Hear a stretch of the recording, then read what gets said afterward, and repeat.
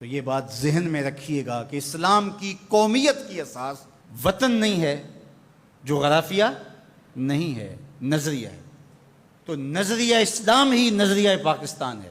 پاکستان کا جغرافیہ بعد میں ہے، نظریہ پہلے ہے۔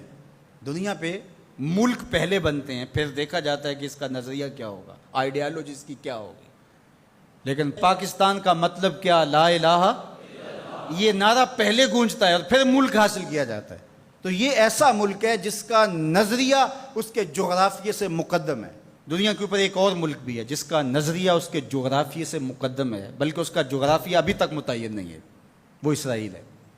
وہ یہودی نظریے پہ قائم ہوا ہے، اس کا نظریہ پہلے تھا اور جغرافیہ اس کا ابھی تک مکمل نہیں ہے، اس کی کوئی سرحدات متعین اور طے شدہ نہیں ہے، ہر سال پھیلتی ہیں۔ چونکہ ان کا نظریہ غالب ہے اور وہ نظریہ یہود کے اوپر اس ملک کو حاصل کرتے ہیں، اس ٹکڑے کو حاصل کرتے ہیں، پھر اس کے بعد اس کا جغرافیہ پھیلنا شروع ہوتا ہے۔ آج بہت شور ہے کہ عربوں نے تسلیم کر لیا اسرائیل کو، اور بعض دانشور ہمیں بھی یہ مشورہ دیتے ہیں کہ پاکستان کو بھی یوں کر لینا چاہیے۔ جب عربوں نے کر لیا، ان کی ہمسائیگی ہے، ان کا مسئلہ ہے، ہم کیوں نہ کریں؟ تو یہ بات ذہن میں رکھیے گا کہ یہ عرب ریاستیں جو بنی ہیں، یہ نظریے کی بنیاد پہ نہیں بنی، یہ لسانی بنیادوں پہ کھڑی ہوئی ہیں۔ جب سلطنت عثمانیہ کو توڑا گیا تو اس وقت یہ بت تراشا گیا اور عربوں کو کہا گیا کہ یہ اجمی ہیں ترک اور تمہارے اوپر حکومت کرتے ہیں اور تم عربی النسل ہو۔ وہ لارنس آف عربیہ 4000 جاسوس لے کر کے بظاہر آثار قدیمہ کی کھدائی کے لیے آیا تھا، لیکن اس کا مقصد تو کچھ اور تھا، اور کس طرح ان کے اندر عصبیت ابھاری، یہ مکر تھا تاکہ مسلمانوں کو ٹکڑیوں میں بانٹ دیا جائے۔ اقبال نے اس کو بت کہا ہے۔ یہ بت کہ تراشیدہ تہذیب نوی ہے، نئی تہذیب کا تراشا ہوا یہ بت ہے۔ یہ بت کہ تراشیدہ تہذیب نوی ہے، غارت گرے کاشانہ دین نبوی ہے۔ بازو تیرا توحید کی قوت سے قوی ہے، اسلام تیرا دیس ہے، تو مصطفی ہے۔ نہ عربی، نہ اجمی، نہ گورا، نہ کالا، تیری پہچان یہ ہے کہ تو مصطفی ہے۔ تو یہ وہ شناخت تھی جو امت کی وحدت کی ضمانت بنتی ہے۔ تو آج اگر کسی ایک ملک نے تسلیم کر لیا ہے اور کل دوسرا ملک تسلیم کر لے گا، لیکن میں آپ کو ایک بات بتاؤں اور وہ غور سے سن لو، وہ یہ کہ ساری دنیا بھی اسرائیل کو تسلیم کر لے، پاکستان تسلیم نہیں کرے۔ وہ کیوں؟ اس لیے کہ ہماری اساسی نظریے کی ہے، ہمارا وطن بنا ہی دو قومی نظریے کی بنیاد پر ہے۔ تو اسرائیل بھی اپنے یہودی نظریے پہ کھڑا ہے اور وہ عالم اسلام کو کھا جانے کی سازش کر رہا ہے۔ ہم ایسا نہیں ہونے دیں گے انشاءاللہ۔ اور پاکستان بھی اپنے اسلامی نظریے پہ کھڑا ہے۔ یہ الگ بات ہے کہ 73 برس بیت گئے اور منزل انہیں ملی جو شریک سفر نہ تھے، اور باغ دوڑ ہمیشہ ان لوگوں کے ہاتھوں میں رہی جو اس ملک کو نوچتے رہے۔ گدیں، یہ ڈاکو، یہ لٹیرے جنہوں نے ملک کو لوٹا، دونوں ہاتھوں سے ہمارے وسائل نے چھوڑے اور ہماری نظریاتی اساس کے اوپر کلہاڑے چڑھائے۔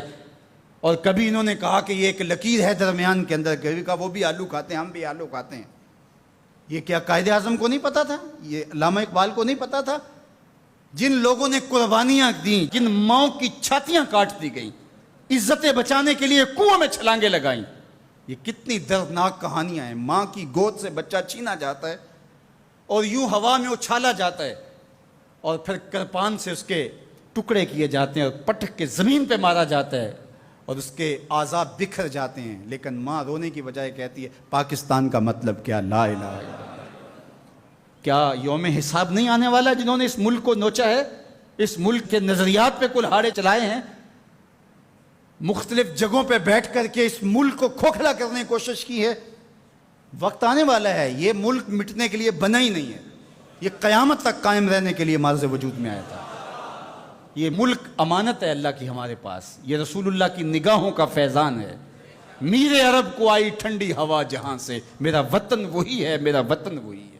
میں یہ بات ہر سال کہتا ہوں کہ اللہ رسول کے ساتھ تو ہماری محبتوں کا رشتہ لازوال ہے، لیکن اس ملک کے ساتھ ہم ٹوٹ کے محبت کرتے ہیں، اس لیے کہ اس ملک نے اسلام کی نشأت کے لیے بنیادی پلیٹ فارم بننا ہے۔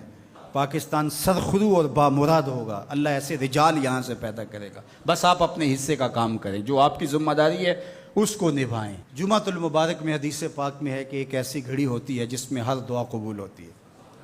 تو میں آپ کی آمین کے ساتھ آج کی ان مبارک گھڑیوں میں یہ دعا کرتا ہوں، اللہ میرے وطن کی خیر فرما، میرے ملک کو امن کے اجالے عطا کر دے، میرے ملک کو اپنی رحمات کا سایہ عطا کر دے، میرے ملک کو معیشت کا جمال عطا کر دے، ملک کی نظریاتی سرحدوں کی اور جغرافیائی سرحدوں کی مالک حفاظت فرما۔ اللہ جو اس ملک کو میلی نظر سے دیکھے اس کو خاصر و برباد کر دے۔ پاک فوج کی قدم قدم پہ حفاظت فرما، پاکستانی قوم کی خیر فرما۔